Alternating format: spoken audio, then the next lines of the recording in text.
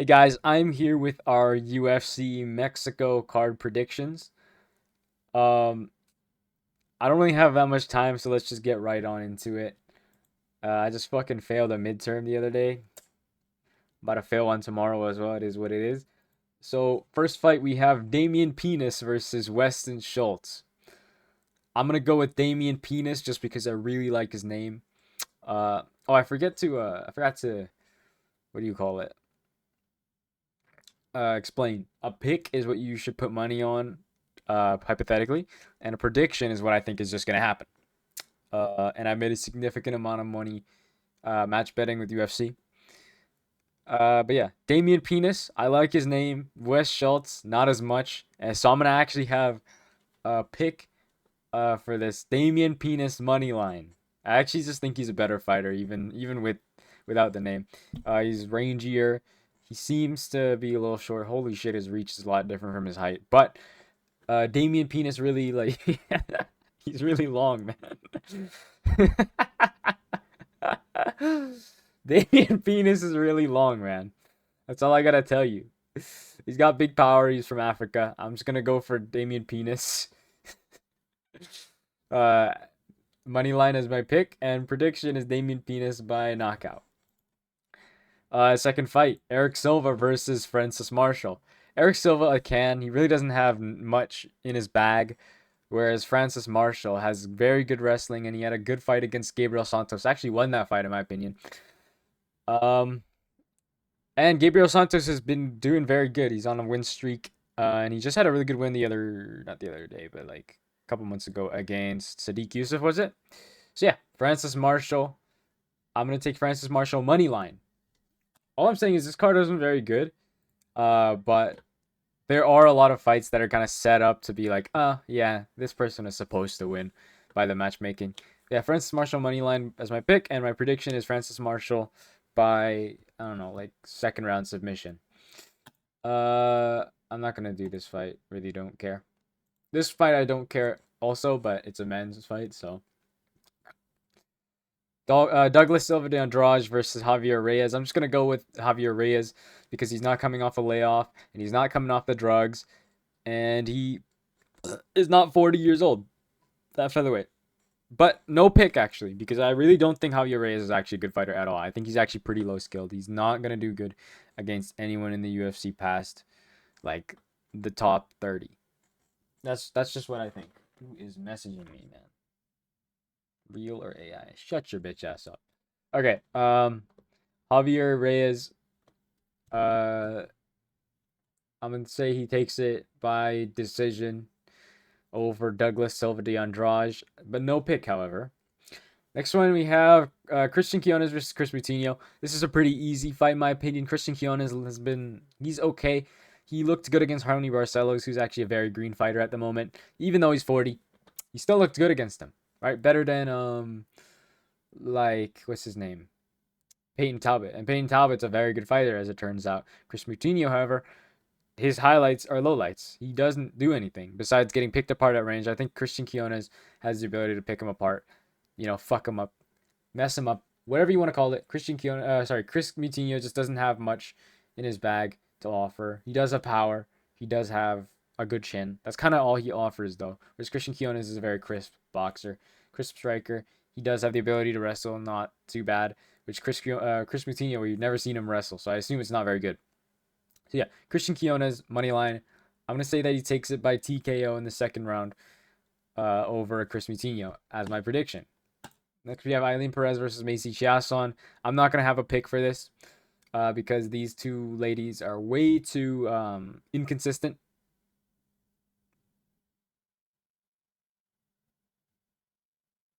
Nah. Fuck it. Macy Chiasson is gonna lose. I'm gonna say that Eileen Perez wins money line.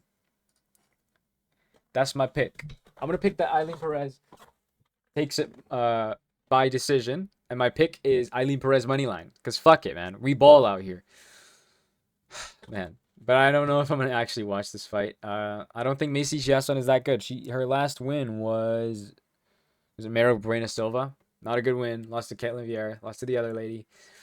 She's not a title challenger, as it turns out. Eileen Perez. we'll see. But she's very green in her career. She's also not 34 years old as a woman. I think she's I don't know.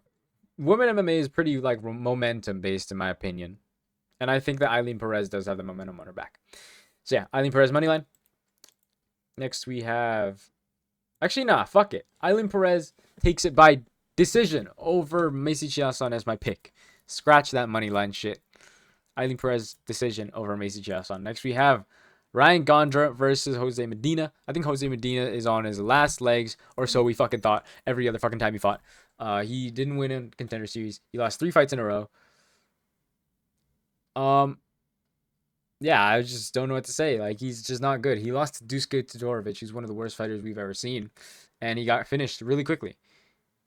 I could fucking beat him up probably. Of course I can't. But what I'm saying is that I think Ryan Gondra, anybody who's like a significant, even somewhat significant fighter in the MMA scene, will probably beat Jose Medina.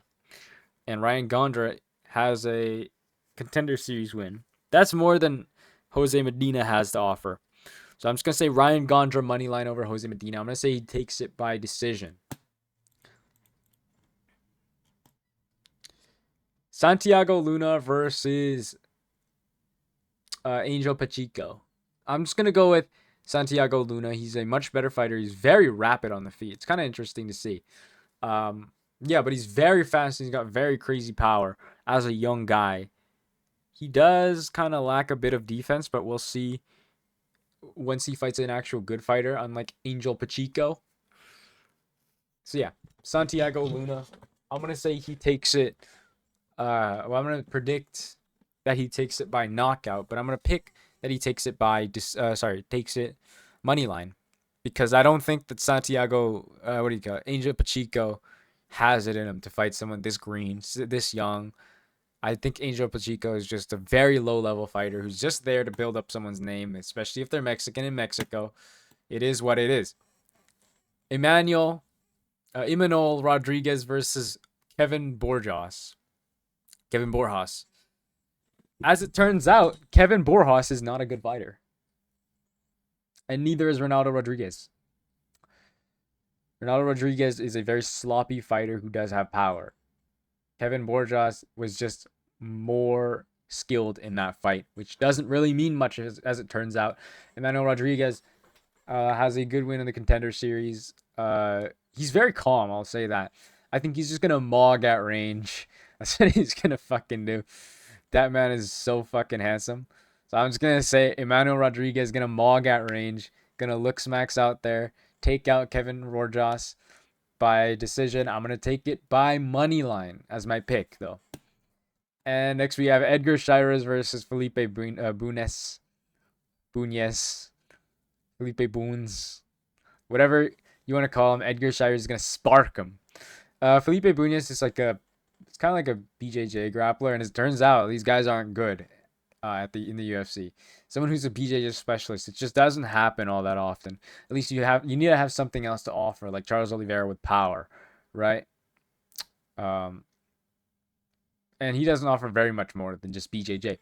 Edgar Chairez is obviously a lot of power, has a lot of losses, but if you look at him, it's not all that bad. It's all like very top level fighters in the flyweight division. Felipe Bunes, complete dog shit can.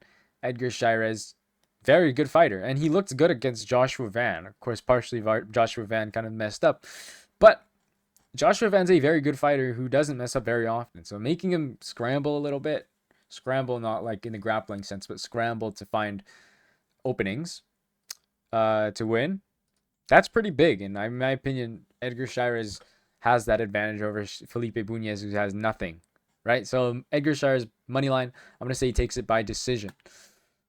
Daniel Zellhuber versus King Green, Bobby Queen Green. Daniel Zellhuber, very good chin, quick fighter, I guess. Not even that fast actually, but pretty rangy. But he chooses not really to use his range as effectively as he really should. Bobby Green, very good fighter, very what do you call it?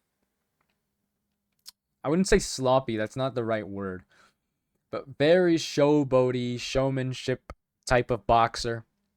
A lot of work with the hands, but he does leave openings.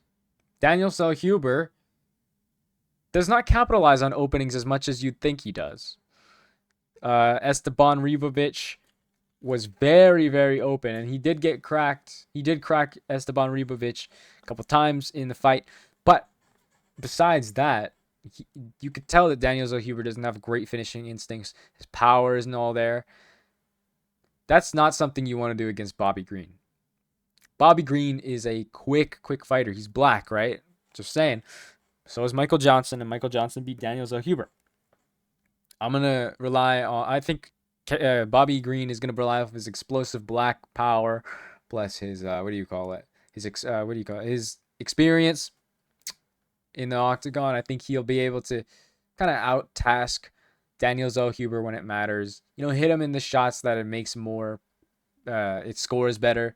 I don't think Daniel Huber's fight IQ is all there. Although I think he's a pretty good fighter with good fundamentals, I don't think his fight IQ is keeping up with it, right?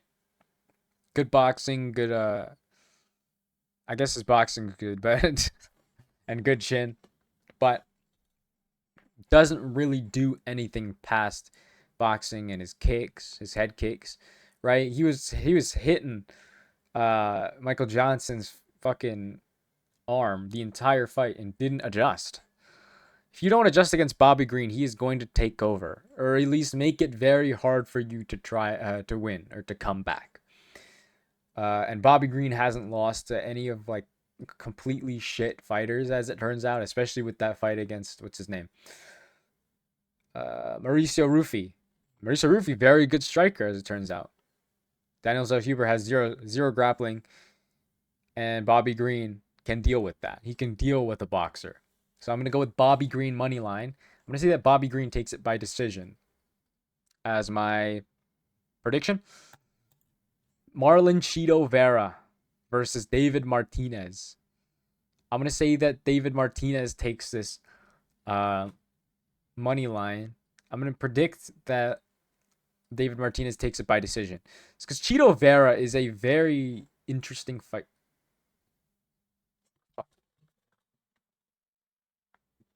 Scared the shit out of me. Someone's talking outside. Chito Vera is a very interesting fighter in the sense that he's very skilled in his skill set. He has a very deep bag, but he doesn't look into his bag though. He's got good power, solid striking, good jiu-jitsu, does not put it together. David Martinez has a lot of power, and he has the power to really give Marlon Vera or Chito Vera, like, I wouldn't say knock him out. That's not very easy to do, but it's enough to give him,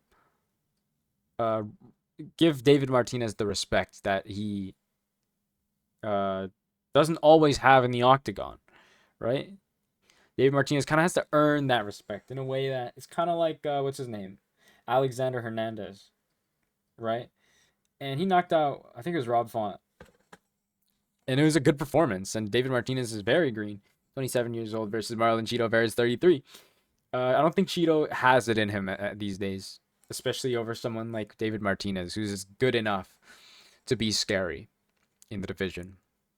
So I want to say David Martinez money line. I'm going to say that David Martinez takes it by decision as my prediction, though.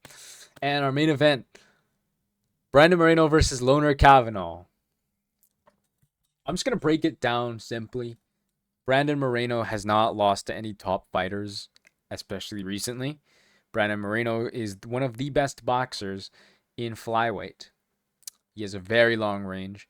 Loner Kavanaugh, actually, no, let's keep it with Brandon Moreno. Brandon Moreno has very good scrambling, a solid ground game with good grappling defense. What's Loner Kavanaugh's strengths? Loner Kavanaugh is a good wrestler. He's got good takedowns. He's got good ground and pound. He has solid fundamental striking. And let's talk about the weaknesses of Brandon Moreno. Brandon Moreno, he does get bullied sometimes. In the sense that if he is getting dominated, it's going to go down pretty harshly. Brandon Moreno doesn't really have that many crazy weaknesses, though. Loner Kavanaugh, he has a terrible chin. He gasses out. He showboats when he does, and his hands are in his fucking pockets for some reason. And he lost to Charles Johnson in that manner. And Charles Johnson got sparked by Alex Perez, who is like a dollar store, not even, of Brandon Moreno.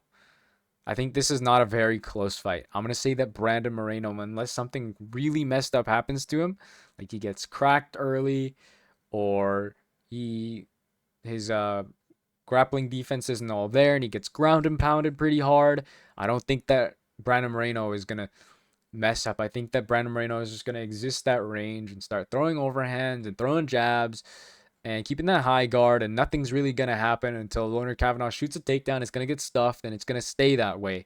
It's going to stay at range. I think that Brandon Moreno might be able to land a knockout shot, but I think that it's just going to be a fundamental Brandon Moreno, oh yeah, that's how good he is kind of moment. So Brandon Moreno, money line is my prediction, as my pick, and my prediction is Brandon Moreno by decision. So yeah, that's the UFC Mexico card. This card fucking sucks. It is what it is. Bye-bye.